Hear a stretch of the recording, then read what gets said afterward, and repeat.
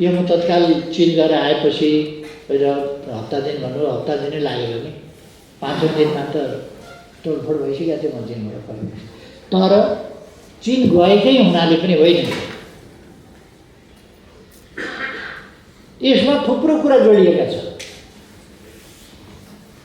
ल्यान्डलकबाट ल्यान्डलिङ्क बनाएकोमा पनि एउटा पोइन्ट थपियो, संविधान नबनाऊ भन्दा मात्रै बनाएकोमा पनि थपियो, भने जस्तो बनाऊ भन्दा हामीलाई चाहिए जस्तो बनाउँछौँ भन्ने कुरामा पनि थपियो होला संविधान। यस्ता कुराहरू थुप्रै जोडियो, ल्यान्डलिङ्क बनाएको पनि अवश्य जोडियो होला। हाम्रो भूभाग जो पहिले सम्झौताले हामीले पाएको, हामीले उपभोग गरिरहेको भूभाग जो अतिक्रमित थियो, त्यसलाई सामेल गरेर नक्सा बनाइयो, संविधानको अङ्ग बनाइयो। त्यसले पनि अलिकति केही गर्यो होला, हुन सक्छ।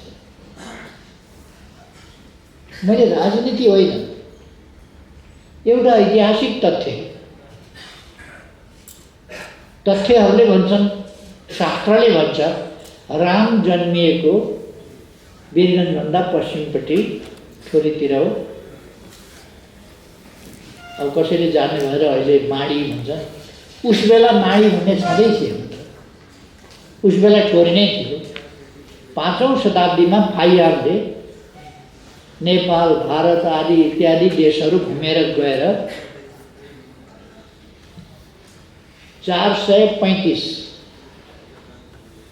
ईस्वी सनमा चाइना फर्किएपछि एउटा किताब लेखेका छन् आफ्नो दक्षिण एसियाको भ्रमणबारे। त्यस बेला उनले लुम्बिनी, रामग्राम अनि चाइनिज जिब्रोले ठोरी नभनेर लोरी भन्दो रहेछ। अझ लोरी पनि धन्न भन्नु, लोली हुन्छ। यो कुरा वीरगन्जभन्दा पश्चिम, वीरगन्ज त्यस बेला थिएन, त्यही लोली नै मुख्य ठाउँ थियो। लोरी भनेको ठोरी, त्यहाँको वर्णन गरेका छन्। त्यो रामग्रामदेखि लिएर राम जन्मभूमिको वर्णन 5औं शताब्दीमा गरेका छन्।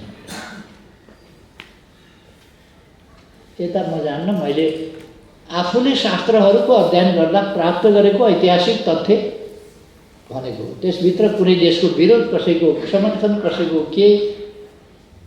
केही गर्नु थिएन, छैन। त त्यो तथ्य राख्दा पनि केही पर्यो होला कसैलाई। अथवा